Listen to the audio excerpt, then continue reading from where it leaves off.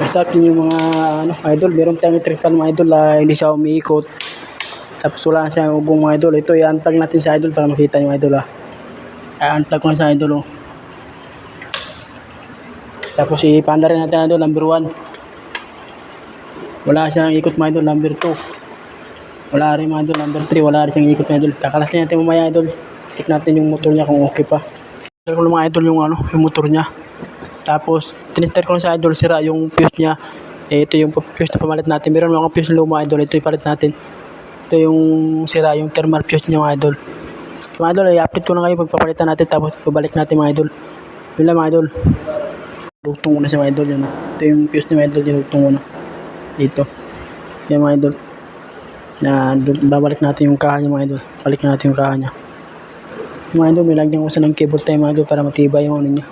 Yung motor niya din na atak-atak. Yan mga idol, na balik ko na si idol yun. Wala pa naman tayong langit idol, pero try natin yung iikot sa idol. Natin. I-unplug natin idol. Saksak natin.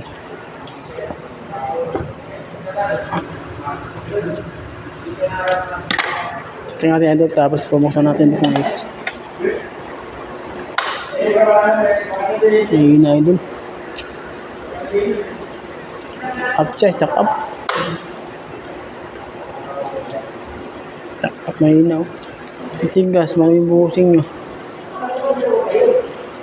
Malikot siya idol kasi matigas.